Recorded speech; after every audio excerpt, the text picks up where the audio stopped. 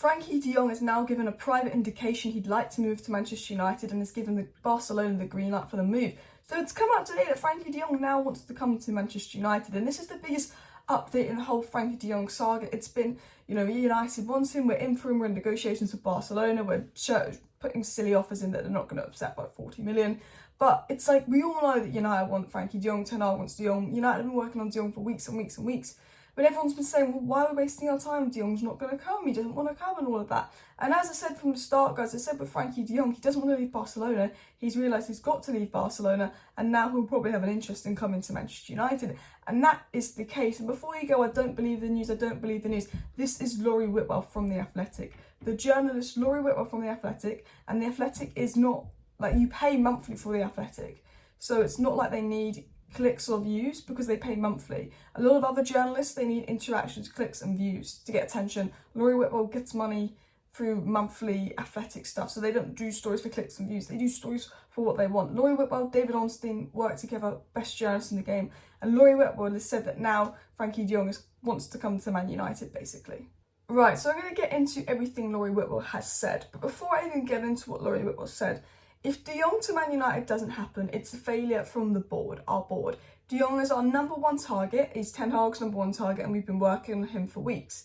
De Jong now wants to come to Man United. We have a tier one source, Laurie Whitwell, basically been saying for ages, midfield's priority, De Jong's priority, he's Ten Hag's number one target. Laurie Whitwell is now saying De Jong can be convinced to join, De Jong want to join. There's not an agreement with Man United and De Jong yet, personal terms have not been agreed, Man United haven't agreed anything with Barcelona. All that's been agreed is that De Jong's agreed with Barcelona, he's got to leave the club. That's what's been agreed, and De Jong has been agreed as the number one target. But, personal terms haven't been agreed, nothing's been done yet, a bid hasn't been agreed, but we're fighting over money. But I'm saying, we now know from one of the best sources out there, Laurie Whitwell, De Jong will want to come and he's Man United's number one target. So if he now wants to come and he's our number one target, it just comes down to money. And if it doesn't happen, it's because we're faffing over a couple million. It either happens or we lose him because we won't pay a couple million more, or someone like Man City see we're faffing over De Jong and come in and pay the money straight away. So United need to watch out. They do need to watch out. But let me get into what Laurie Whitwell said because we're 2 minutes into the video. Frenkie De Jong has given private indication that a move to Manchester United appeals to him from Laurie Whitwell. Bish, bash, bosh. I don't think people understand how big that is. Laurie Whitwell is one of the best journalists out there. He's like a David Ornstein, he's like a Romano. This is the first time we've had a report that actually Frenkie De Jong wants to come. We've had reports that Ten Hag believes he can convince Frenkie De Jong. Obviously, he's not said Frenkie De Jong wants to come, but that basically means Frenkie De Jong is now open to coming. Obviously, over the last week, the tide has turned from Frenkie De Jong doesn't want to come to Frenkie De Jong is more likely to want to come to United because he's got to leave Barcelona. Ten Hag can convince Frenkie De Jong. The move now appeals to De Jong. Look, a few weeks ago, De Jong didn't want to leave Barcelona. It's his boyhood club. It's the club he loves. Last week, just over a week ago, Barcelona, Xavi, they sat down with De Jong and said, you have to go. They all agreed that he had to go. De Jong came to realisation he's not wanted at Barcelona, he's got to go. You could tell by his Netherlands interview when he was saying the Netherlands style suited more than Barcelona style, which is ironic because he said that the day after there was reports that Xavi criticised his performances and that's why he needed to be sold.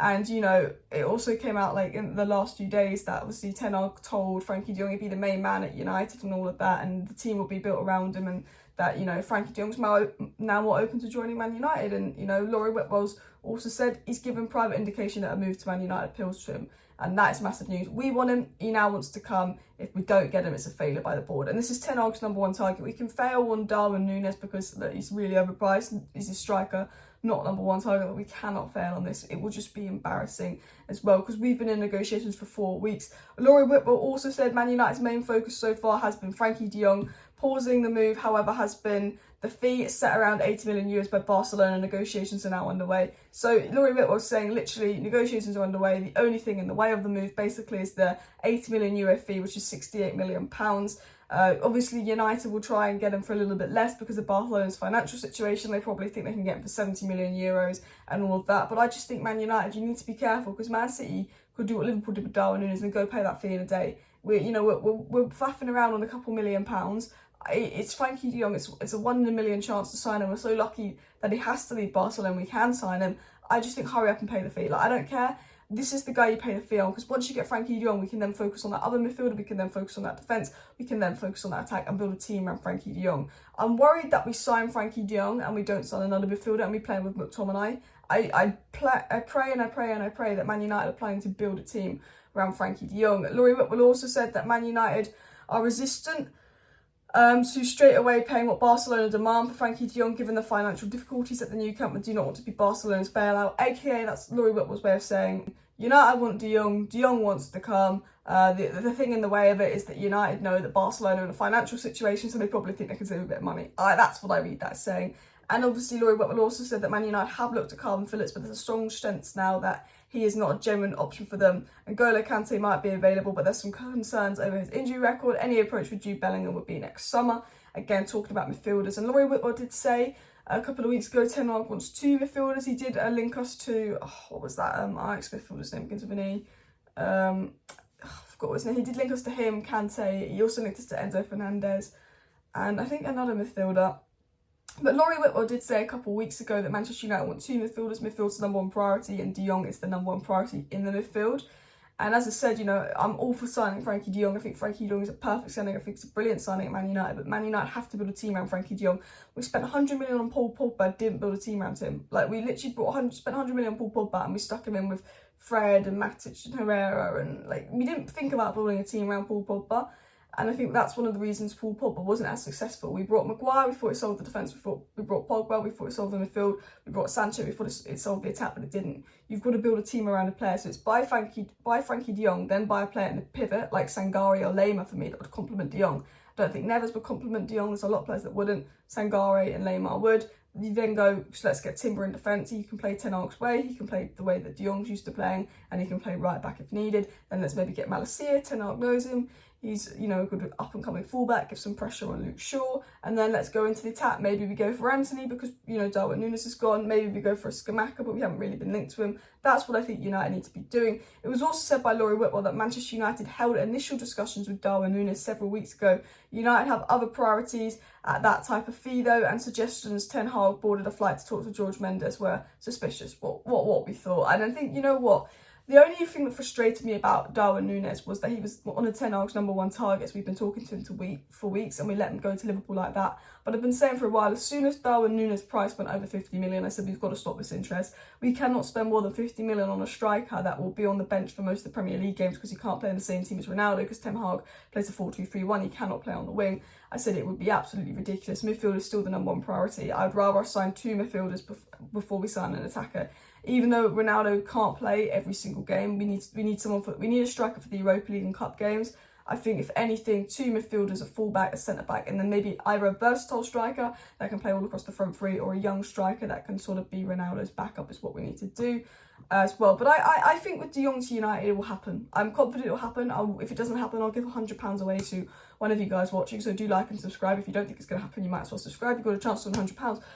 If it doesn't happen, it's United's failure. If it doesn't happen, there will be the most ranty video ever on this channel. I will lose it. It is like Sancho Gate 2 years ago. If it doesn't happen, it's because we don't want to pay the money. And this is Ten Hag. This is his number 1 signing. It doesn't matter about the cost. This is your new manager. This is who he wants. Back him. Stop faffing over a couple £1 million. The deal is in our hands. If it doesn't happen, oh my God, there will be.